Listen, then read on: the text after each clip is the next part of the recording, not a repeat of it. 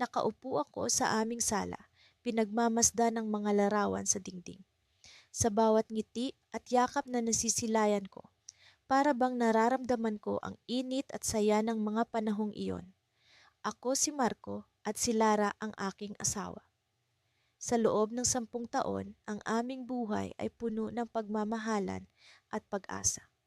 Ngunit sa likod ng lahat ng ito ay may isang bagay na tila nagkukubli. Isang lihim na hindi ko akalaing magiging sanhi ng aming pagkakahiwalay. Isang umaga, habang abala si Lara sa paghahanda ng almusal, napansin kong tila may bumabagabag sa kanya. Ang kanyang mga mata, kahit na puno ng saya, ay may bahid ng pag-aalala. Hindi ko magawang hindi magtanong, "Mahal, may problema ba?"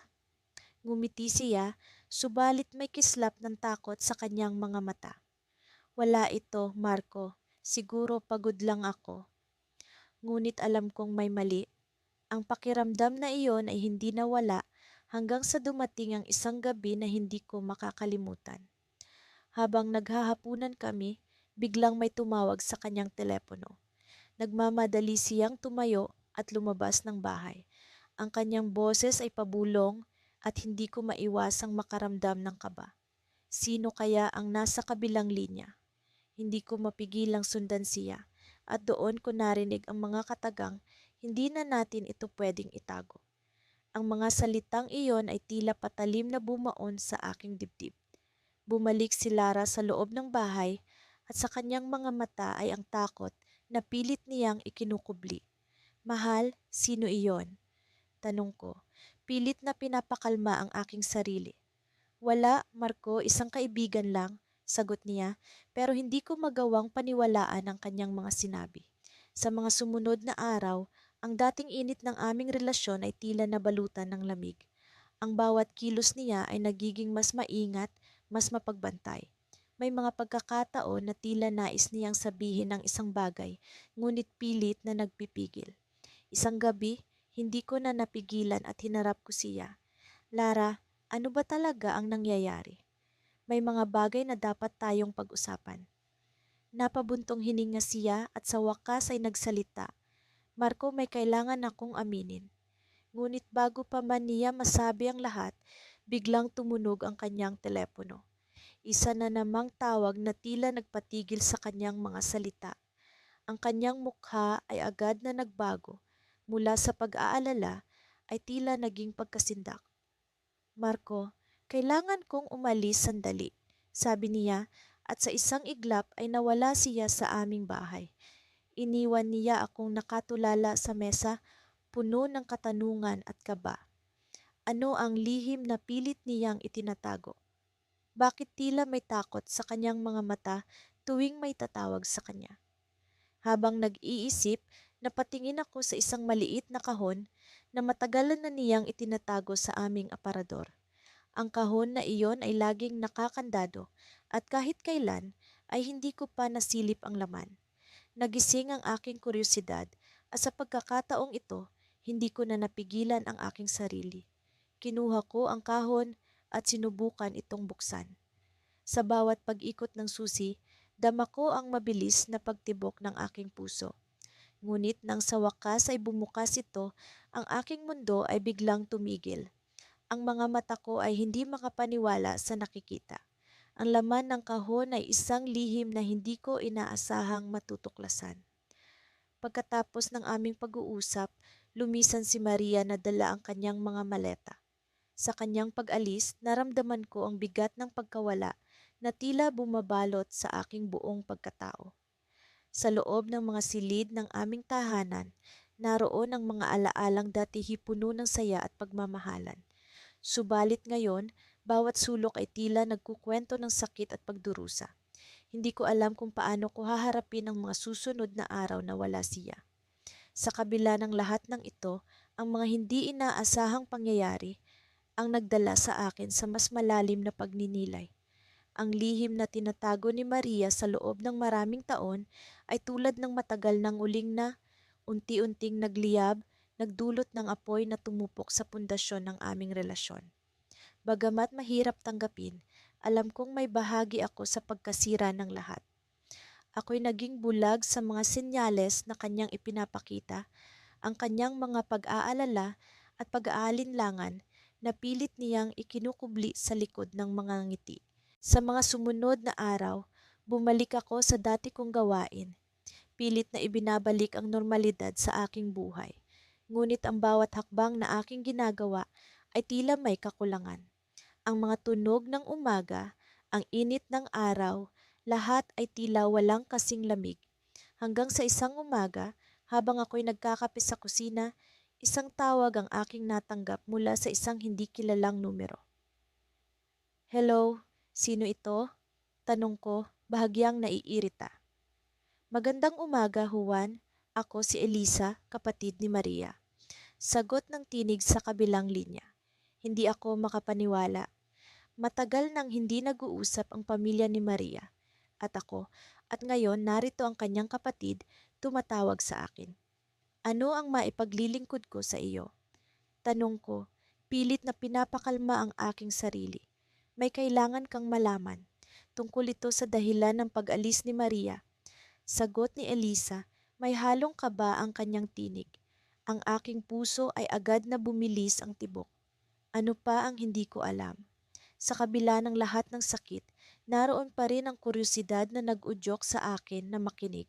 "Sige, pakinggan kita," sagot ko, puno ng pag-aalinlangan. Matagal na naming alam ang tungkol sa lihim ni Maria. Hindi ito tungkol sa ibang lalaki, kundi sa kanyang kalusugan. Simula ni Elisa.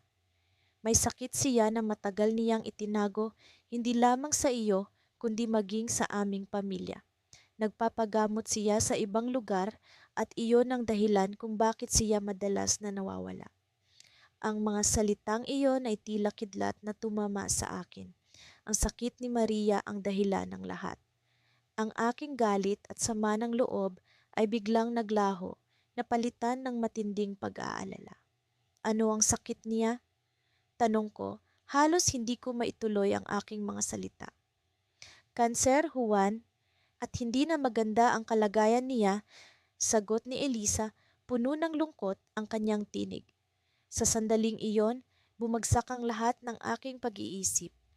Ang aking mga pagkukulang, ang aking mga pagkakamali, lahat ay tila bumabalik sa akin na parang mga multo. Hindi ko alam kung paano ko haharapin ang tunay na dahilan ng lahat ng ito. Si Maria, ang aking Maria, ay nagdurusa sa sakit na hindi ko man lang nalaman. Nasaan siya ngayon? Tanong ko, puno ng determinasyon na makita siya kahit pa alam kong mahirap itong gawin. Nagpapagamot siya sa ospital dito sa probinsya. Pero kailangan mo siyang makita, Juan. Hindi ko alam kung hanggang kailan pa siya, sagot ni Elisa, puno ng pag-aalala. Agad akong nagdesisyon. Kailangan kong makita si Maria. Kailangan kong maipakita sa kanya na sa kabila ng lahat ng sakit, narito pa rin ako, handang tumulong at magmahal. Sa mga oras na iyon, isa lang ang nasa isip ko, ang makasama siya sa kanyang laban.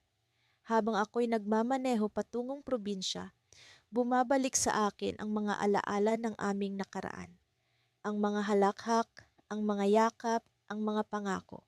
Lahat ng ito ay tila mga bituin sa madilim na langit, nagbibigay ng liwanag sa aking paglalakbay. Pagdating ko sa ospital, agad kong hinanap ang kanyang silid. Sa pagpasok ko, nakita ko si Maria. Mahina ngunit puno ng pag-asa ang kanyang mga mata. Hindi ko napigilan ang mga luha na agad na bumagsak sa aking pisngi. Lumapit ako sa kanya at hinawakan ang kanyang kamay. "Maria, patawad sa lahat. Hindi ko alam. Pero narito ako ngayon at hindi na kita iiwan," sabi ko puno ng emosyon. Ngunit sa likod ng kanyang ngiti, may isang bagay akong napansin. Ang kanyang mata ay tila may sinasabi, isang mensahe na hindi ko agad maunawaan. At sa kanyang huling bulong, sinabi niya, "May isa pang lihim, Juan. Isa pang bagay na kailangan mong malaman." Ang kanyang mga salita ay tila isang misteryo na nagbukas ng panibagong kabanata sa aming buhay. Ano pa ang hindi ko alam? Sa gitna ng lahat ng ito, naroon ang pag-asang mahanap ang katotohanan sa likod ng kanyang mga lihim. Habang nakaupo ako sa gilid ng kama naming mag-asawa, hindi ko maiwasang bumalik sa mga alaala ng aming nakaraan. Parang kailan lang, ang bawat halakhak, ang bawat yakap ay tila walang katapusan. Pero sa isang iglap, ang lahat ay nagbago. Ang lihim na iyon, ang matagal nang nakatagong katotohanan, ay pumasok sa pagitan namin tulad ng matalim na kutsilyo. Hindi ko kailanman naisip na may mangyayari sa amin ni Mia. Mula sa simula, siya ang aking sandigan, ang aking inspirasyon, ang aking pag-asa. Sa bawat pagkilos ko, siya ang laging nasa likod ng aking isipan. Ngunit ang natuklasan ko ay nag-iwan sa akin ng malalim na sugat. Isang sugat na hindi ko alam kung paano pagagalingin. Sa loob ng maraming taon, itinago niya ang katotohanang may anak siya sa kanyang dating pag-ibig. Isang lihim na hindi ko kailanman pinaghinalaan, isang bahagi ng kanyang nakaraan na hindi niya ibinahagi sa akin. Ang sakit ng pagtuklas na ito ay hindi maipaliwanag. Sa isang banda, naramdaman ko ang pagdududa at pagkabigo.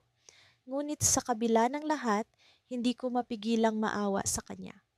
Sa gitna ng aking pag-iisip, biglang bumukas ang pinto ng kwarto at pumasok si Mia. Ang kanyang mga mata ay puno ng pag-aalala, ngunit may kirot din ng pag-asa. Lumapit siya sa akin at naupo sa tabi ko. Ang kanyang kamay ay humaplos sa aking balikat. Hindi ko alam kung paano ko siya haharapin, kung paano ko siya pakikinggan ng hindi nadadala ng emosyon. Alam kong mahirap ito para sa iyo at hindi ko alam kung paano magsisimula. Wika niya, ang kanyang tinig ay puno ng lungkot. Tumango ako, sinusubukang hindi magpakita ng labis na damdamin. Bakit mo ito itinago sa akin, Mia? Bakit hindi mo sinabi ng mas maaga?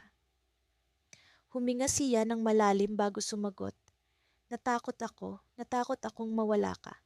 Alam kong mali ang hindi pagsasabi sa iyo, pero hindi ko alam kung paano ko haharapin ang sakit ng pagkawala mo. Ang kanyang mga salita ay tila mga sibat na tumama sa puso ko. Sa kabila ng lahat, mahal ko pa rin siya. Pero paano ko maipagpapatuloy ang aming relasyon kung may bahagi siya na hindi ko kilala? Tinanong ko sa sarili kung kaya ko bang patawarin siya, kung kaya ko bang tanggapin ang kanyang nakaraan. Nagsimula siyang ikwento ang kanyang buhay bago kami nagkakilala. Ang mga pangarap na pinagsaluhan nila ng kanyang dating pag-ibig, ang kanilang anak na kailanman ay hindi niya nakilala dahil sa mga komplikadong sitwasyon. Sa kanyang kwento, nakita ko ang isang bahagi ng kanyang sarili na puno ng sakit at pagsisisi. Ang kanyang mga mata ay puno ng luha habang isinasalaysay niya ang mga pangyayari at doon ko naramdaman ang kanyang tunay na pagsisisi. Habang siya'y nagsasalita, unti-unti kong naintindihan ang kanyang pinagdaraanan. Hindi madali para sa kanya na magpatawad sa sarili at hindi rin madali para sa akin na basta na lang kalimutan ang sakit. Subalit sa kabila ng lahat, nakita ko ang tapang at determinasyon sa kanyang mga mata, isang bagay na hindi ko pwedeng balewalain. Mia, sabi ko pagkatapos ng kanyang kwento, mahal pa rin kita kahit ano pa man ang nangyari, pero kailangan nating ayusin ito. Kailangan nating harapin ang lahat ng ito ng magkasama. Ngumiti siya, isang ngiti na puno ng pag-asa. Salamat, mahal. Alam kong mahirap ito, pero kaya natin ito. Magkasama natin itong haharapin. Sa mga sandaling iyon, naramdaman kong may bagong simula para sa amin. Alam kong hindi magiging madali ang daan, ngunit handa akong tahakin ito kasama siya. Sa kabila ng matagal na lihim, nakita ko ang pagkakataon para sa mas malalim na koneksyon. Isang koneksyon na mas matibay kaysa sa dati. Ngunit bago pa man tuluyang bumalik ang pag-asa sa aming relasyon, isang tawag ang dumating. Ang telepono ni Mia ay nagring at sa kanyang pagtanggap nito, nag-iba ang ekspresyon ng kanyang mukha. Nagtataka ako kung ano ang bumagabag sa kanya. Ngunit bago pa man ako makapagtanong, Ibinaba niya ang telepono at bumulong sa akin. Kailangan nating mag-usap, sabi niya. Ang kanyang tinig ay puno ng tensyon. Hindi ko alam kung ano ang magiging laman ng pag-uusap na iyon, ngunit naramdaman ko ang bigat ng bagong pagsubok na aming haharapin. Ang tawag na iyon ay tila isang bagong misteryo, isang bagong bahagi ng kanyang nakaraan na kailangan naming pagtagumpayan. Sa kabila ng lahat, isang bagay ang sigurado, ang aming kwento ay hindi pa tapos at ang paglalakbay namin ay magsisimula pa lamang. Simula pa lamang ng umaga, ramdam ko na ang bigat na nakabalot sa aking puso. Ang sinag ng araw na pumapasok sa bintana ng aming silid ay tila patuloy na nagtatanong sa akin, hanggang kailan mo itatago ang katotohanan? Ang mga alaalang pilit kong binabaon ay naglalaban sa aking isipan, tila mga multong hindi mapakali sa kanilang pag-ungot. Sa kabila ng lahat, si Laura ay patuloy na naglalakad sa aming tahanan na parang walang nagbago. Ang kanyang mga ngiti ay hindi mo aakalaing may mga puwang na dapat punan. Minsan, naiisip ko kung gaano siya kalakas para manatiling matatag sa gitna ng bagyong hindi pa niya nalalaman. Sa bawat kilos niya, ramdam ko ang kanyang tiwala. Isang tiwalang natatakot akong tuluyang mawala sa kanya. Nagdesisyon akong maghanda ng almusal. Habang hinahalo ko ang mga itlog sa kawali, pilit kong pinapakalma ang aking sarili.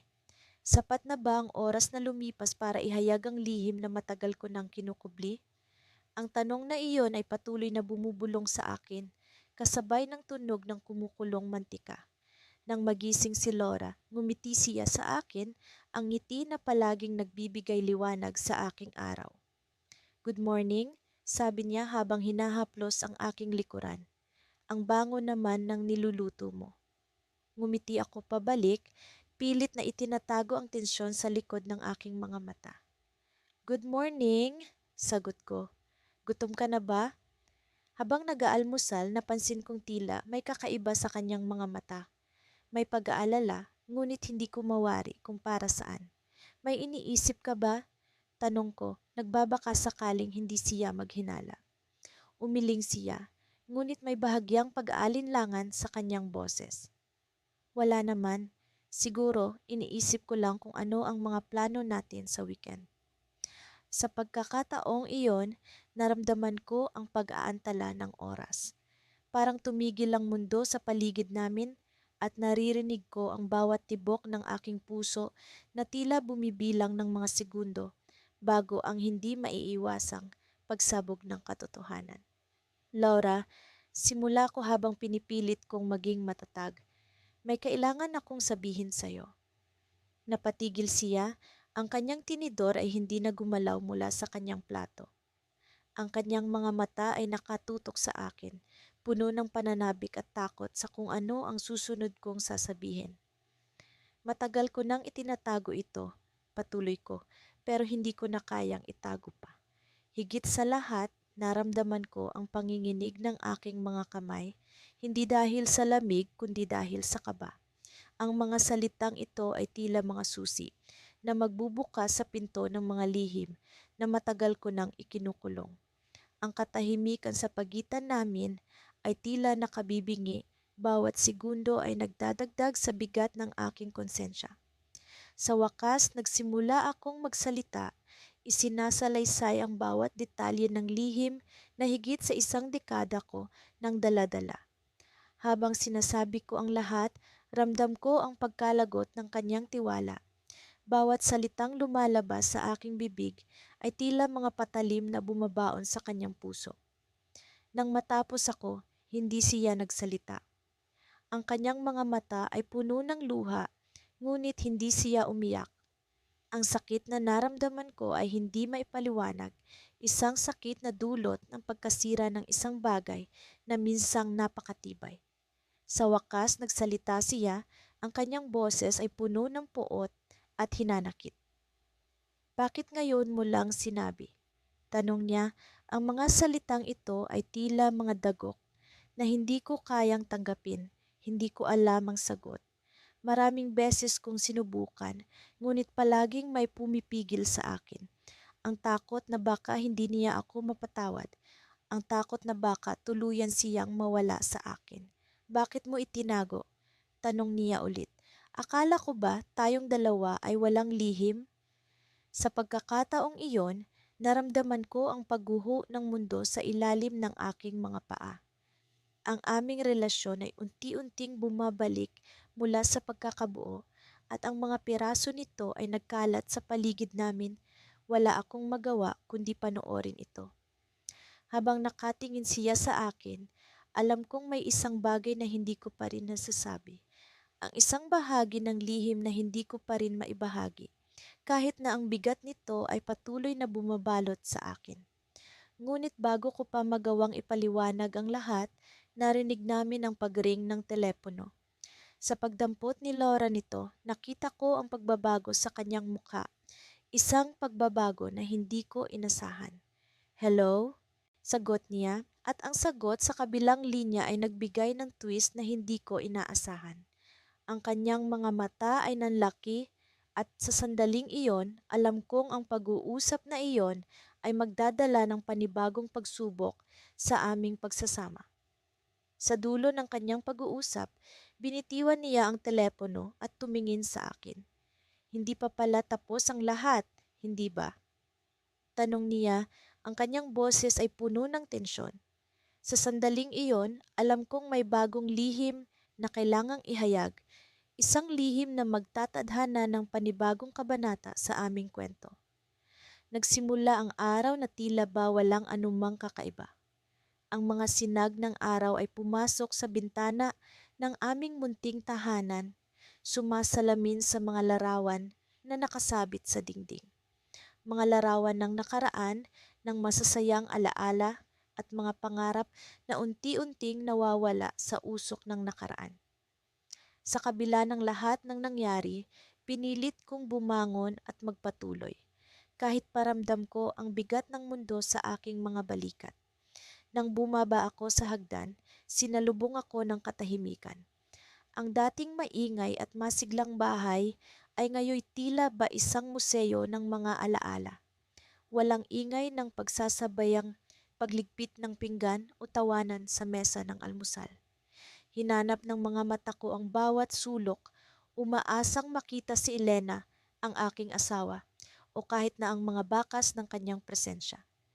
Ngunit ang tanging nakita ko ay ang mga natuyong bulaklak sa vase sa gitna ng mesa. Naisipan kong lumabas at maglakad-lakad, baka sakaling ang sariwang hangin ay makapagbigay linaw sa gulong-gulong isip at damdamin. Habang naglalakad sa makitid na kalsada ng aming barangay, napansin ko ang mga nag-uumpukang tao sa tindahan ni Aling Nena. Hindi ko maiwasang marinig ang kanilang usapan, puro haka-haka at tsismis tungkol sa nangyari sa amin ni Elena. Habang patuloy ang kanilang bulung-bulungan, ramdam kong bawat salita ay parang karayom na tumutusok sa aking puso. Sa gitna ng aking paglalakad, napadako ako sa parke kung saan unang nagtagpo ang aming mga landas ni Elena. Sa lilim ng matandang puno ng akasya, umupo ako at sinariwa ang mga alaala. Dito ko siya unang nakita, nakaupo sa isang bangko, nagbabasa ng libro. Dito rin nagsimula ang kwento ng aming pagmamahalan, isang kwento na punong-puno ng ligaya at pangarap. Ngunit ang mga alaalay hindi kayang baguhin ang kasalukuyan. Ang lihim na natuklasan, ang sikreto na matagal nang nakatago, ay unti-unting sumira sa pundasyon ng aming pagsasama. Isang lihim na hindi ko akalaing kayang paghiwalayin kami. Sa kabila ng lahat ng pagmamahalan at pagsisikap na buuin ang aming mga pangarap, isang dagok ang dumating na hindi ko inasahan. Bigla kong naramdaman ang panginginig ng aking telepono sa bulsa. Isang mensahe mula kay Elena. Kailangan nating mag-usap. Ang mga salitang ito'y tila ba isang kutsilyong humiwas sa aking puso. Sa kabila ng aking takot at pangamba, alam kong darating din ang araw na ito. Nagpasiya akong harapin ang katotohanan, anuman ang magiging kahihinatnan nito. nagtungo ako sa kapehan kung saan kami unang nagkita pagkatapos ng parke. Naroon siya, nakaupo sa may bintana, tila ba walang nagbago sa kanyang anyo. Ngunit sa kanyang mga matay naroon ang lungkot at panghihinayang. Salamat sa pagpunta, bungad niya nang ako'y makaupo. Tahimik akong tumango, hindi malaman kung ano ang sasabihin. Alam kong mahirap ito para sa ating dalawa, patuloy niya. Ngunit kailangan nating harapin ang katotohanan. Sa mga sandaling iyon, naramdaman ko ang pag-agos ng luha sa aking mga pisngi. Bakit hindi mo sinabi sa akin noon pa? Tanong ko, puno ng hinanakit sa aking tinig. Hindi ko alam kung paano, sagot niya, nangingilid din ng luha sa kanyang mga mata. Takot akong mawala ka. Isang katahimikan ang namagitan sa amin, puno ng mga salitang hindi kayang bigkasin. Sa kabila ng lahat, naroon pa rin ang pagmamahal sa kanyang mga mata. Ngunit alam kong hindi na ito sapat upang burahin ang sugat na dulot ng lihim na iyon. Hindi ko alam kung paano natin ito aayusin, sabi ko, puno ng pagod at kalungkutan. Ngumiti siya ng mapait. Siguro kailangan nating magpatawad, hindi lang sa isa't isa, kundi pati na rin sa ating mga sarili. Naramdaman ko ang bigat ng kanyang mga salita. Sa kabila ng lahat, ang pag-asay tila ba isang maliit na ilaw sa dulo ng madilim na lagusan. Habang nag-uusap kami, isang tawag ang natanggap ko mula sa hindi kilalang numero. Pagkatapos kong sagutin, isang balita ang bumungad na nagpagulo sa aking isipan. Isang balita na magbabago sa lahat ng aming plano at pangarap. May sakit si Elena, sabi ng tinig sa kabilang linya, at kailangan niya ng agarang gamutan. Natigilan ako, hindi makapaniwala sa narinig. Sa mga sandaling iyon, napagtanto kong ang lihim na kanyang itinatago ay hindi lamang tungkol sa nakaraan, kundi pati na rin sa kanyang kalagayan ngayon. Isang lihim na nag-ugat hindi lamang sa takot, kundi pati na rin sa pagnanais na protektahan ako. Nang ibaba ko ang telepono, nagtagpo ang aming mga mata. Sa kabila ng lahat ng sakit at hinanakit, naroon pa rin ang pagmamahal, ang pag-asang hindi pa tapos ang aming kwento. Ngunit sa pagkakataong ito, isang bagong kabanata ang kailangan naming harapin, puno ng mga pagsubok at pag-asa. Hindi ko alam kung paano namin ito malalampasan, ngunit alam kong sa kabila ng lahat, hindi ko siya susukuan. At sa huli, kami pa rin ang pipiliin ng isa't isa anuman ang mangyari. Pagkatapos ng nagdaang mga linggo ng pag-a-adjust sa bagong sitwasyon, unti-unti na ring bumabalik ang dating sigla ko kahit papaano. Malaking hakbang na ang nagawa ko mula nang magdesisyon akong lisanin ang bahay na minsang naging tahanan namin ni Julia. Ngunit sa kabila ng lahat, ang mga alaala ay parang mga aninong palaging nakasunod sa akin, hindi maikubli kahit sa anong paraan. Isang umaga, habang nagkakape ako sa maliit na apartment na inuupahan ko, isang tawag ang natanggap ko mula sa hindi inaasahang tao. Si Marco, ang matalik kong kaibigan mula pa noong kolehiyo.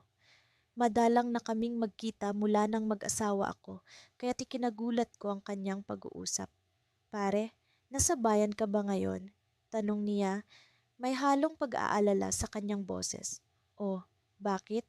May kailangan ka ba? Sagot ko, nagtataka sa tono ng kanyang boses. Pwede ba tayong magkita mamaya? May kailangan na akong sabihin sa'yo. Importante to. Napaisip ako. Matagal na kaming hindi nagkita ni Marco at sa tono pa lamang ng kanyang boses, alam kong seryoso ang kanyang pakay. Sige, kita tayo mamaya sa dati nating tambayan. Nang hapon ding iyon, nagpunta ako sa maliit na coffee shop na madalas naming puntahan noon. Nandoon na si Marco nakaupo sa paborito naming sulok. Agad akong umupo sa harap niya, sabik na malaman ang kanyang sasabihin. Salamat at nakipagkita ka, bungad niya, halatang nerbiyos sa mga susunod niyang sasabihin. Alam mo bang si Julia ay may lihim na matagal nang itinatago sa'yo? Nagulat ako sa kanyang sinabi. Ano yon? At paano mo nalaman? Hindi ko mapigilang maging defensive. Sa kabila ng lahat, may bahagi pa rin sa akin na umaasang may maayos pang magiging wakas ang lahat. Pare, matagal ko nang alam to, pero hindi ko nagawang sabihin sa'yo dahil ayokong makialam sa relasyon niyo. Pero ngayon, na naghiwalay na kayo, pakiramdam ko'y dapat mo nang malaman. Hindi ko alam kung ano ang iisipin o mararamdaman ko. Ano nga yon, Marco? Sabihin mo na. Huminga siya ng malalim bago nagsalita. Si Julia, bago pa man kayo ikinasal, ay nagkaroon ng relasyon sa ibang lalaki. At ang lalaking yon ay si... Napatigil siya, tila nag-aalangan pa ring ipagpatuloy ang kanyang sinasabi. Ngunit sa mga mata niya, alam kong totoo ang kanyang mga salita. Siya ay si David, ang matalik mong kaibigan mula high school. Parang binuhusan ako ng malamig na tubig. Si David, ang taong itinuring kong kapatid, hindi ko magawang paniwalaan ang narinig ko. Paanong nangyari yon, Marco? Kailan at paano? Hindi ko na napigilang magtanong, ang mga katanungan ay tila bumubulwak mula sa aking isipan. Pare, noong mga panahong nagkakalabuan kayo ni Julia bago kayo ikinasal, nagkita-kita kami sa isang reunion. Doon nagsimula ang lahat, hindi ko alam kung anong pumasok sa isip nilang dalawa, pero matapos ang gabing yon, naging madalas ang pagkikita nila. Hindi ko alam kung ano ang susunod kong gagawin. Naalala ko ang mga panahong iyon, ang mga gabi ng pagtatalo, ang mga araw ng katahimikan sa pagitan namin ni Julia. Ngunit hindi ko akalaing darating ito sa ganitong sitwasyon. At bakit hindi mo sinabi sa akin noon pa, Marco? Bakit ngayon lang? Tanong ko, puno ng hinanakit. Ito ang hirap, pare. Alam kong magiging masakit ito para sa'yo. At umaasa rin ako noon na titigil din sila at magiging maayos din ang lahat. Pero ngayon, naisip kong dapat mo nang malaman, lalo na't hiwalay na kayo. Hindi ko alam kung sasabihin ko bang salamat sa kanya o magalit sa kanyang pag-amin. Ang bigat sa dibdib ko ay tila lalo pang nadagdagan. Ngunit sa kabila ng lahat ng ito, alam kong kailangan kong harapin ang katotohanan. Habang naglalakad pa uwi, ang mga alaala ng aming pagsasama ni Julia at ang mga araw na kasama si David ay parang pelikulang naglalaro sa aking isipan. Hindi ko alam kung paano ko haharapin si Julia ngayon o kung makakaya ko pa bang tingnan si David sa mata. Ngunit isang bagay ang malinaw, may mga tanong na kailangan kong masagot. At habang pinagmamasdan ko ang paglubog ng araw mula sa bintana ng aking apartment, isang mensahe ang dumating sa aking telepono. Mula ito kay Julia. Pwede ba tayong magkita? May kailangan akong ipaliwanag. Hindi ko alam kung dapat ko bang sagutin ang mensahe niya. Ngunit sa kabila ng sakit at pagkabigo, isang bahagi sa akin ang gustong marinig ang kanyang paliwanag. At sa mga susunod na araw, alam kong haharapin ko rin ang katotohanan, anumang anyo nito. Ako si Miguel at sa puntong ito ng aming kwento, akala ko'y wala nang mas sasakit pa kaysa sa mga nangyari nitong mga nakaraang buwan. Ngunit nagkamali ako. Matapos ang mga revelasyon at pag-aaway, napagtanto kong ang tunay na laban ay nagsisimula pa lamang. Isang umaga, habang nag-iimpake ng mga gamit, may natanggap akong mensahe mula kay Elisa, ang aking asawa. Miguel, makikita tayo mamaya. May kailangan tayong pag-usapan. Aniya. Ramdam ko ang bigat ng kanyang boses kahit sa mga salitang nakasulat lamang. Alam kong hindi ito simpleng pag-uusap lamang. Sa pagdating ng gabi, pumunta ako sa isang maliit na kapehan kung saan kami madalas magtagpo noong nagsisimula pa lamang kami. Nakaupo siya sa isang sulok, tila malalim ang iniisip. Nag-aalangan akong lumapit, ngunit pinili kong harapin ito. Salamat sa pagpunta, bungad niya habang inaayos ang kanyang mga buhok na tila may sariling buhay sa paggalaw. Walang anuman, ano ang nais mong pag-usapan? Tanong ko, pilit na itinatago ang kaba sa aking boses. Matagal ko nang iniisip ito, Miguel.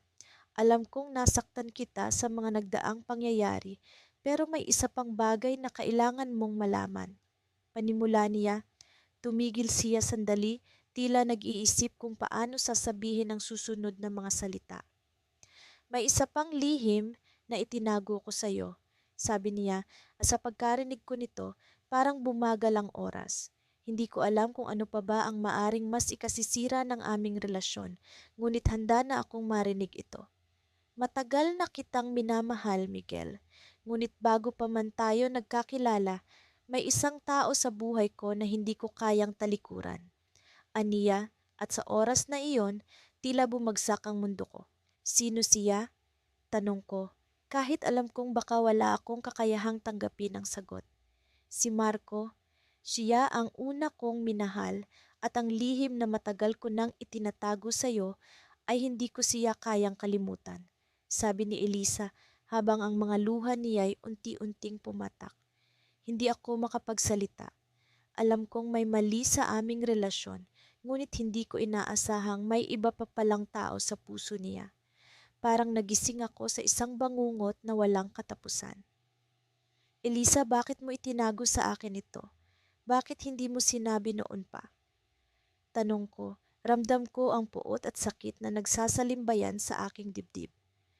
Miguel, natakot ako. Natakot akong mawala ka. Mahal kita, pero hindi ko kayang itanggi na may bahagi ng puso ko na hindi mo kailanman mapupunan. Paliwanag niya habang hawak ang aking mga kamay. Hindi ko alam kung ano ang sasabihin. Ang tanging nararamdaman ko ay ang matinding lungkot at pagkawasak. Mahal ko si Elisa, ngunit hindi ko alam kung paano ko ito mapagtatagumpayan.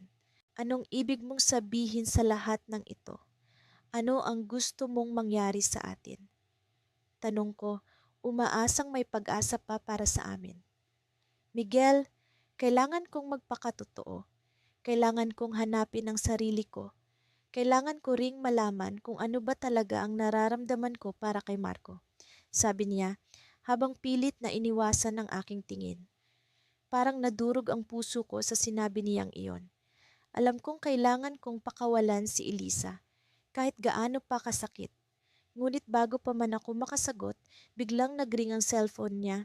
Agad niya itong sinagot at sa kabilang linya ay narinig ko ang isang boses na parang matagal ko nang kilala. Elisa, kailangan mo nang pumunta rito. Si Marco. Siya ay nasa ospital, sabi ng boses sa kabilang linya. Napatingin kami sa isa't isa at alam kong ito na ang simula ng isang bagong kabanata sa aming buhay. Hindi ko alam kung ano ang mangyayari, ngunit alam kong ang desisyon ni Elisa ay magbabago ng lahat. Habang palabas kami ng kapihan, hindi ko maiwasang isipin kung ang muli naming pagkikita ay isang pagtatapos o ang simula ng panibagong pag-asa.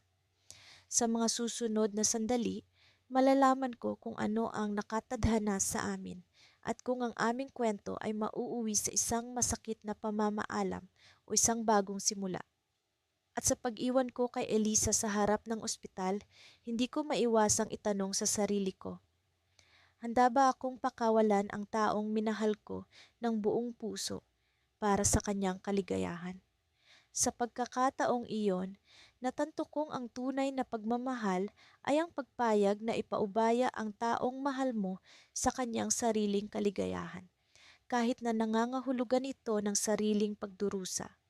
Ngunit sa likod ng pagdududa at sakit, may isang kislap ng pag-asa na baka, sa huli, ang aming mga landas ay muling magtagpo. Sa kabila ng lahat ng nangyari, parang may kung anong puwersang nagtutulak sa akin na balikan ang mga alaala namin ni Ana. Ang mga ngiti niyang tila araw sa gitna ng tag-ulan, ang kanyang halakhak na parang musika sa gitna ng katahimikan, lahat ng iyon ay nananatili sa aking isipan. Ngunit sa kabila ng mga alaala, nariyan ang anino ng katotohanan na hindi ko maikubli sa aking sarili. Nagising ako isang umaga na may kakaibang pakiramdam. Parang may bumubulong sa akin na panahon na para tahakin ang panibagong landas. Tumayo ako at tiningnan ang sarili sa salamin. Kaya ko ito, bulong ko sa sarili habang pinipilit kong ngumiti. Habang nagmamadali akong mag-ayos, biglang tumunog ang telepono. Si Ana. Hindi ko alam kung sasagutin ko ba ito o hindi. Ngunit sa huli, nanaig ang aking kuryosidad. Hello? Ang sabi ko, pilit pinapatahimik ang kabog ng aking dibdib. Marco, ang sabi niya sa kabilang linya. May kung anong lambing at pag-aalala sa kanyang tinig na tila bumabalot sa bawat salita. Ana, bakit ka napatawag? Tanong ko, pilit na hinuhubog ang aking boses na maging neutral. May kailangan kang malaman. Hindi ko ito masabi sa iyo noon dahil natakot akong mawala ka, ang sabi niya. May bahid ng pagsisisi sa kanyang boses. Naramdaman kong may malamig na dumaloy sa aking mga ugat. Ang lihim. Ang matagal na niyang itinatagong lihim na naging sanhi ng aming pagkakalayo. Marco, hindi ko na kayang itago pa. Kailangan mo nang malaman ang totoo. Ang dugtong niya na tila ba nagmamakaawa. Sabihin mo na, Ana, ang sabi ko, kahit na ang bahaging iyon ng aking puso na umaasa ay natatakot din sa maaaring marinig. Ang lihim na matagal kong itinago ay hindi tungkol sa pagtataksil o sa kahit anong bagay na iniisip mo. May anak tayo, Marco, ang sabi niya sa wakas. Para bang biglang huminto ang oras, naramdaman kong bumagsak ang buong mundo ko. Anak? Ang tanging nasabi ko, tila isang bulong na nahulog mula sa aking mga labi. Oo, Marco, si Lucas. 3 taong gulang na siya. Natakot akong sabihin sa'yo dahil iniisip kong hindi ka pa handa at natakot akong mawala ka sa amin, ang sabi ni Ana. At sa kanyang tinig ay naroroon ang boses ng isang ina na puno ng pag-asa at takot. Hindi ko alam kung paano ko iyon tatanggapin. Ang dami kong tanong, ang dami kong gustong malaman. Ngunit sa kabila ng lahat, naroon ang isang damdaming hindi ko maipaliwanag. Isang damdaming tila nagsusumigaw sa akin na hindi ako nag-iisa. Na may bahagi pala ng aking sarili na hindi ko alam na nabubuhay. Marco, gusto kitang makilala ni Lucas. Gusto kong makita niya ang ama niya, ang sabi ni Ana, puno ng pag-asa. Hindi ko alam kung kaya ko nga bang harapin ang lahat ng ito. Ngunit may kung anong bumubulong sa akin na ito na ang pagkakataon ko para ayusin ang lahat. Para sa anak ko, para kay Lucas. Habang naglalakad ako papunta sa isang parke kung saan kami magkikita, tila isang bagong pag-asa ang bumubukal sa aking puso. Ang takot ay napalitan ng pananabik. At nang makita ko si Ana, may isang batang lalaki na nagtatago sa kanyang likuran. Si Lucas. May mga mata siyang tila salamin ng akin at sa kanyang nangiti, nakita ko ang bahagi ng aking nakaraan at isang sulyap sa aking hinaharap. Hi Lucas, ang sabi ko. Pilit na pinipigil ang luha sa aking mga mata. Tumitig siya sa akin, tila ba sinusuri ang bawat bahagi ng aking pagkatao. Maya-maya, naglakad siya papalapit sa akin at sa kanyang munting tinig sinabi niya, Hey Daddy. Sa simpleng salitang iyon, bumaligtad ang mundo ko. Wala nang alinlangan, wala nang pag-aalinlangan. Alam ko na ito ang simula ng isang bagong kabanata sa aming buhay. Ngunit sa likod ng mga ngiti at mga yakap, sa likod ng pag-asang dala ng bagong simula, hindi ko pa rin maiwasang magtaka. Ano pa kaya ang mga lihim na hindi ko pa nalalaman? Sa bawat araw na lumilipas, nararamdaman kong tila bumibigat ang aking mga hakbang. Ako si Marco, ang lalaking iniwan ng asawa dahil sa matagal na lihim na, ngayoy unti-unti kong nilulutas sa kabila ng sakit at pagkalito. Si Clara, ang babaeng minahal ko ng buo, ay lumisan sa aming tahanan dahil sa isang lihim na hindi ko inaasahan na magdudulot ng matinding pagbabago sa aming buhay. Hindi ko naisip na ang isang simpleng lihim ay makapagdudulot ng ganito kalalim na sugat sa aming relasyon. Ang lihim na ito na matagal na niyang ikinubli ay tungkol sa kanyang nakaraan. Isang anak na iniwan niya bago kami nagkakilala. Si Clara, ang babaeng palaging puno ng pagmamahal at pag-unawa, ay may isang sinaktan na parte ng kanyang buhay na hindi ko alam. Sa mga araw na lumipas pagkatapos niyang umalis, pilit kong iniisip ang mga pagkakataong maaaring naging senyales ng kanyang pinagdaraanan. Sa bawat alaala, sa bawat ngiti at halakhak na aming pinagsaluhan, nagsimula akong magtanong kung paano niya nagawa itong itago sa akin. Minsan, iniisip ko kung paano ko siya hahanapin, kung paano ko siya kakausapin, paano ko siya muling yayakapin at sasabihin sa kanya na handa akong pakinggan ang kanyang kwento. Ngunit sa kabila ng aking hangaring makipag-usap, tila may pumipigil sa akin, ang takot na baka hindi pa siya handa. Isang araw, nagpasya akong bisitahin ang lugar na madalas naming puntahan noong masaya pa kami. Isang maliit na parke sa tabi ng ilog na puno ng mga alaala. Dito kami madalas maglakad, magtawanan, at mangarap ng aming kinabukasan. Sa aking paglalakad, naramdaman ko ang malamig na hangin na tila yumayakap sa akin, kasabay ng mga alon ng damdamin na nag-uumapaw sa aking puso. Sa gitna ng aking pagninilay-nilay, napansin ko ang isang batang babae na nakaupo sa isang bench, hawak ang isang luma at punit-punit na manika. Ang kanyang mga mata ay tila puno ng lungkot na para bang hinahanap ang isang bagay na hindi niya matukoy. Sa sandaling iyon, hindi ko maialis ang aking tingin sa kanya. May kakaiba sa kanyang presensya na tila humihila sa akin papalapit. Lumapit ako sa kanya, hindi ko alam kung bakit, ngunit ang aking mga paa ay tila may sariling isip. Kamusta ka? Tanong ko habang inilalapit ang aking sarili sa kanya. Hindi siya sumagot kaagad. Sa halip, itinaas niya ang kanyang mukha at tumingin sa akin na para bang may ibinubulong ang kanyang mga mata. Hinahanap ko ang aking nanay. Sabi niya babalik siya, pero ang tagal na, sagot niya, halos pabulong. May kurot sa aking puso ang kanyang sinambit. Ang mga salitang iyon ay tila pumukaw sa isang bahagi ng aking damdamin na matagal nang natutulog. Nagpatuloy kami sa pag-uusap at habang unti-unting lumalalim ang aming kwento, nagsimula akong maramdaman ang koneksyon na hindi ko maipaliwanag. Anong pangalan mo? Tanong ko, pilit na nilalabanan ang damdaming tila bumabalot sa akin.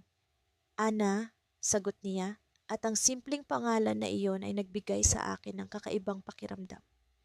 Sa bawat minuto ng aming pag-uusap, nararamdaman ko ang pagbigat ng aking dibdib, ang tila pagkatanggal ng isang bahagi ng aking pagkatao.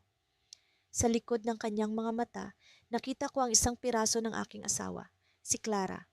Ang kanyang mga mata ay may pagkakahawig, ang kanyang ngiti ay tila may bakas ng kanyang ina. Hindi ko maalis sa aking isipan ang posibilidad. Ngunit paano? Paano kung ang batang ito ay konektado sa lihim ni Clara? Paano kung siya ang anak na iniwan ni Clara at ngayoy naghahanap? Nagpatuloy kami sa aming usapan at sa bawat segundo, nararamdaman kong unti-unting bumabalik ang mga piraso ng puzzle na matagal nang nawawala sa aking buhay. Sa aking pag-uwi ng gabing iyon, hindi ko maalis sa aking isipan si Ana. Ang kanyang mga mata, ang kanyang kwento, tila may hinahanap na sagot sa aking sariling tanong. Kinabukasan, nagpasya akong bumalik sa parke, umaasa na muli kong makikita si Ana. Ngunit sa aking pagdating, isang sulat ang iniwan sa bench kung saan kami unang nag-usap. Binuksan ko ito at ang mga salita ay tila bumuhos sa akin na para bang ulan sa tag-araw. Marco, alam kong mahirap ito para sa iyo, ngunit ako si Ana, ang anak ninyo ni Clara. Sa sandaling iyon, naramdaman ko ang pagguho ng mundo ko. Ang batang ito ay hindi lamang anak ni Clara. Siya ang aming anak. Ngunit paano? Kailan? At bakit hindi ko alam? Ang lihim ni Clara ay hindi lamang tungkol sa nakaraan niyang iniwan. Ito ay tungkol sa isang buhay na hindi namin sinimulan, isang pamilyang nawala sa kahapon. Sa sandaling iyon, alam kong may kailangan akong gawin. Ang hanapin si Clara, ang aming anak, at ang kwento naming hindi pa tapos. Sa mga araw na lumipas matapos ang aming huling pag-uusap, walang kapayapaan sa aking isipan. Ang mga alaala ng mga ngiti at yakap ni Clara ay parang mga aninong patuloy na sumusunod sa akin. Ngunit ang mga tanong ay nananatiling bumabalot sa aking puso. Paano ko ba haharapin ang katotohanan na matagal niyang itinago, ang isang lihim na bumago sa lahat? Sa kabila ng hirap, alam kong kailangan kong harapin ito, para sa akin at para sa kanya. Isang gabi, habang nakaupo ako sa sala, nakatingin sa mga lumang larawan na nasa mesa, naramdaman kong hindi na ako makakapaghintay pa.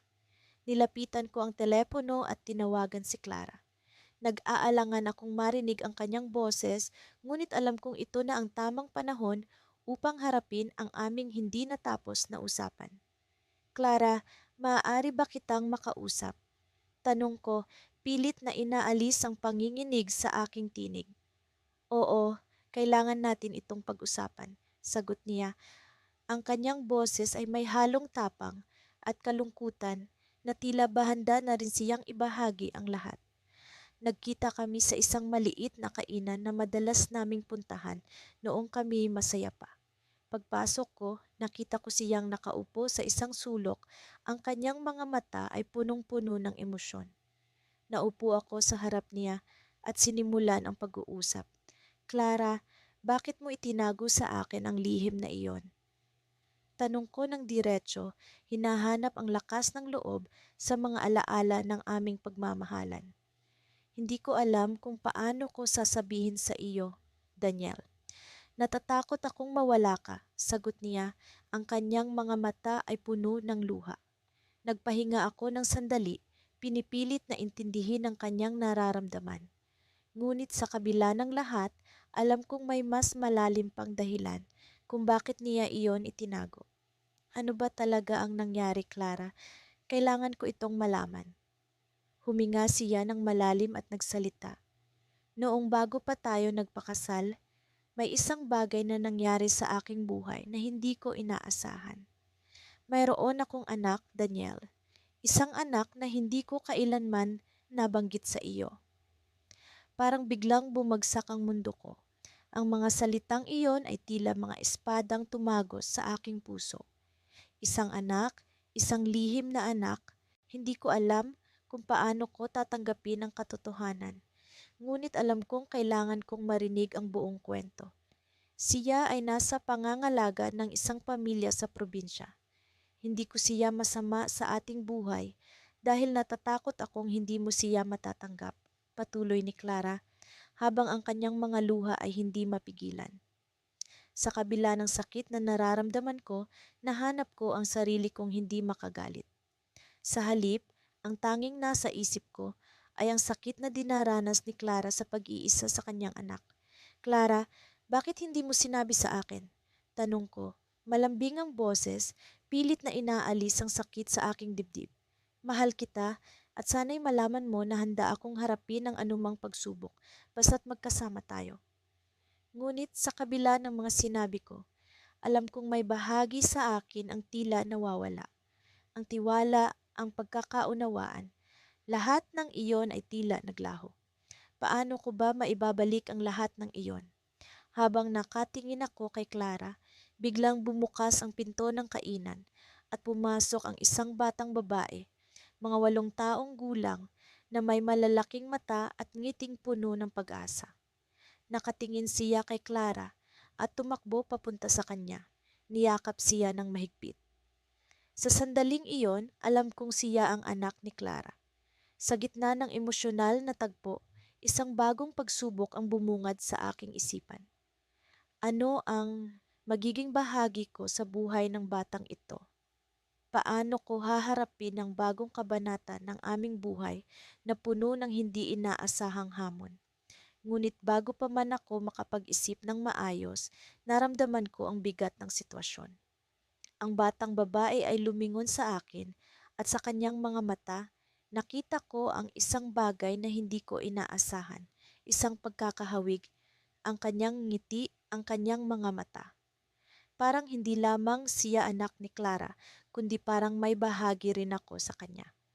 Napatigil ako, naguguluhan. Paano ito nangyari? Sino ang ama ng batang ito? Sa gitna ng mga tanong na bumabagabag sa akin, alam kong may isang bagay na kailangan kong malaman. Isang katotohanang maaaring magbago sa lahat ng akala ko'y alam ko na. Ang mga bituin sa langit ay tila kumikislap ng may kalungkutan noong gabing iyon. Nasa veranda ako ng aming dating tahanan, hawak ang isang tasa ng kape na matagal nang lumamig. Ang hangin ay malamig, ngunit hindi ito sapat upang pahupain ang init ng emosyon sa aking dibdib. Ang bawat pagkakataon na maalala ko ang mga mata ni Clara, ang sakit ay tila muling bumabalik, mas matindi kaysa sa dati. Sa bawat pag-iisip ko sa kanya, bumabalik ang alaala ng mga araw na puno ng saya at pagmamahalan. Mga araw na hindi ko kailanman naisip na magiging bahagi ng isang masalimuot na kwento ng pagtataksil. Hindi ko alam kung paano ko sisimulan ang buhay na wala siya sa kabila ng lahat ng sakit na idinulot niya sa akin. Ang aming mga pangarap, ang aming pamilya, lahat ng iyon ay tila biglang nawala sa isang iglap. Ano ba ang nagawa ko para mangyari ito? Tanong ko sa sarili habang nakatingin sa kawalan.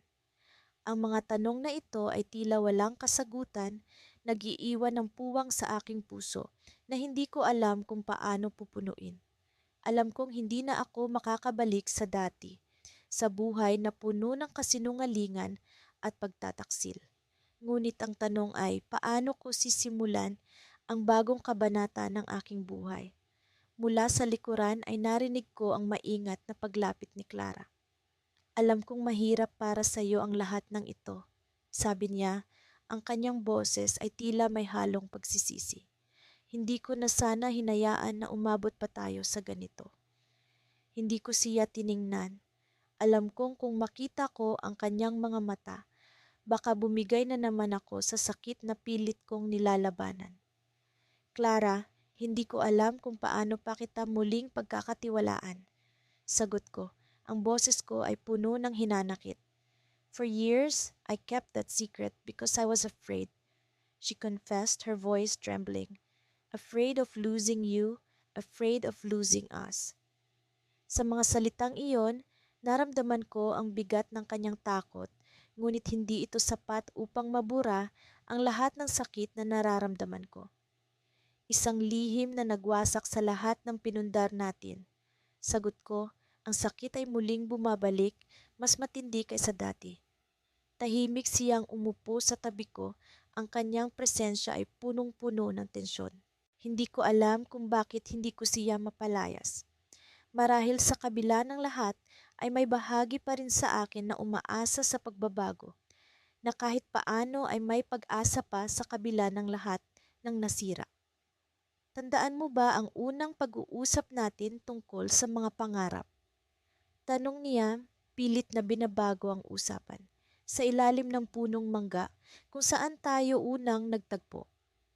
Napangiti ako sa kabila ng sakit. Oo, kung saan mo sinabi na gusto mong magkaroon ng malaking pamilya, sagot ko, ang alaala ng masayang nakaraan ay nagbigay ng kaunting pag-asa sa aking puso. Ngunit ang pag-asang iyon ay naglaho nang muli kong maalala ang katotohanan na ang pamilya namin ay isa ng sirang pangarap. Clara, paano natin mabubuo muli yon? Tanong ko, ang aking boses ay puno ng desperasyon. Ako'y umaasa na may paraan pa, kahit na mahirap. Hindi ko sinasabing madali, pero handa akong gawin ang lahat para lang mapatawad mo ako. Sagot ni Clara, ang kanyang mga mata ay puno ng pag-asa. Pilit kong iniwasan ang kanyang tingin. Alam kong sa oras na makita ko ang kanyang mga mata, maaaring bumigay ang aking puso sa kanyang mga pangako. Ngunit hindi ko alam kung paano ko siya muling pagkakatiwalaan. Sa gitna ng aming katahimikan, narinig namin ang tunog ng isang telepono na nag-vibrate mula sa loob. Tumayo si Clara at pumasok sa loob ng bahay upang sagutin ito. Nagbigay ito ng kaunting pahinga sa akin, isang pagkakataon upang mag-isip ng mas maayos. Ngunit ang sandaling iyon ay nagdulot ng hindi inaasahang twist sa aming kwento. Narinig ko ang kanyang pag-uusap mula sa loob at ang boses niya ay naging pababa. Ano? Paanong nangyari yon? Hindi ko alam. Ang kanyang tono ay puno ng pag-aalala at takot. Agad akong pumasok sa loob, ang puso ko ay kabadong tumitibok. Ano ang nangyari? Tanong ko, ang boses ko ay puno ng alalahanin. Tumingin siya sa akin, ang kanyang mga mata ay puno ng takot. May nangyari kay Ben, sabi niya, ang kanyang boses ay nauutal sa kaba. Ben? Anak niyo? Ang tanong ko, ang puso ko ay biglang nabalot ng takot para sa batang hindi ko pa nakikilala, pero tila bahagi ng kanyang lihim. Tumango siya, ang kanyang mukha ay puno ng pag-aalala. Oo, at kailangan nating pumunta sa ospital ngayon din. Hindi ko alam kung paano ko haharapin ang bagong twist na ito sa aming kwento. Ngunit alam ko na sa kabila ng lahat, kailangan kong harapin ang katotohanan at ang bagong kabanata ng aming buhay. Habang nagmamadali kaming lumabas ng bahay, isang tanong ang tumatakbo sa aking isipan.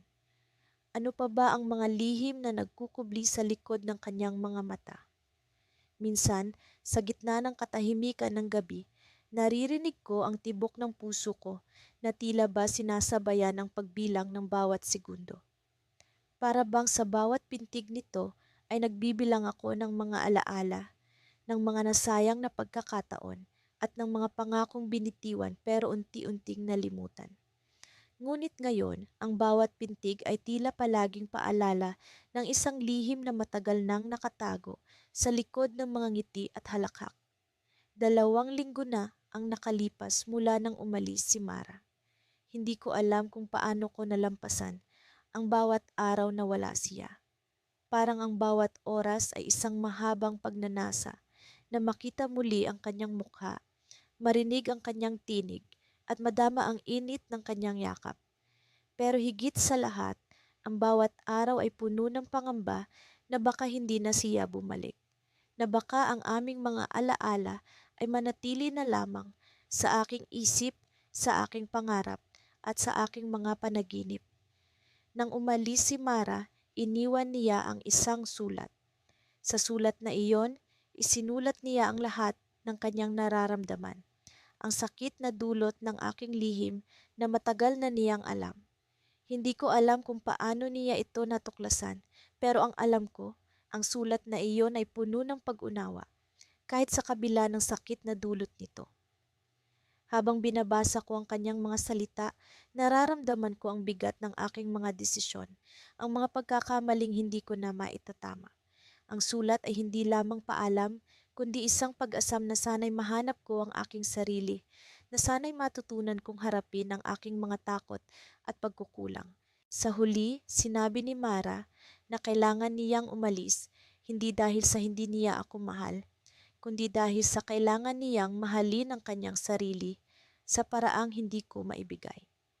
Sa mga araw na lumipas, sinubukan kong hanapin ang sarili ko sa mga bagay na nalimutan ko ng mahalin. Bumalik ako sa pagtugtog ng gitara, sa pagsusulat ng mga kanta, at sa paglilibot sa mga lugar na minsang naging bahagi ng aming kwento. Pero sa kabila ng lahat ng ito, ang mga tanong ay nananatili. Bakit hindi ko siya kayang maging sapat? Ano ang mali sa akin? Isang gabi, habang naglalakad ako sa tabing dagat, naaninag ko ang isang pamilyar na silueta sa malayo. Sa ilalim ng liwanag ng buwan, nakita ko si Mara. Ang kanyang buhok ay sumasayaw sa hangin. Ang kanyang mga mata ay nakatingin sa malayo, sa dagat. Ang kanyang presensya ay isang paalala ng lahat ng maganda at masakit sa aming kwento. Hindi ko alam kung paano ko siya lalapitan o kung ano ang sasabihin ko. Nang magtagpo ang aming mga mata, naramdaman ko ang bigat ng mundo na tila ba naglaho. Sa mga sandaling iyon, para bang ang lahat ng sakit at pagnanasa ay nais kong sabihin, nais kong ipahayag. Pero sa halip na magsalita, nanatili akong nakatayo, nakatingin sa kanya, umaasang makita niya ang lahat ng aking pagsisisi sa aking mga mata. Si Mara ang unang nagsalita. Hindi ko alam kung bakit ako narito, sabi niya, pero nararamdaman kong kailangan kong makita ka. Hindi ko alam kung paano sasagutin iyon. Mara, alam kong nasaktan kita. Alam kong hindi ko na maibabalik ang mga nasayang na pagkakataon. Pero sana, bigyan mo pa ako ng isang pagkakataon. Ngumiti siya, isang nangiting puno ng pag-unawa at pag-asa. Hindi kita pinuntahan para sa mga sagot. Nandito ako para sa mga tanong na alam kong hindi ko pa masasagot. Sa sandaling iyon, naramdaman kong may pag-asa pa, na kahit sa kabila ng mga lihim, ang pagmamahal ay hindi basta naglalaho. Pero bago ko pa maipahayag ang aking nararamdaman, may narinig kaming mga yabag sa likuran. Isang boses ang bumulong, "Mara, kailangan mo nang umalis." Nang bumaling kami sa pinagmulan ng boses, nakita ko ang isang lalaking hindi ko kilala. Ang kanyang mga mata ay puno ng pag-aalala at sa sandaling iyon, naramdaman ko ang isang malamig na hangin na tila ba dumaan sa pagitan namin ni Mara.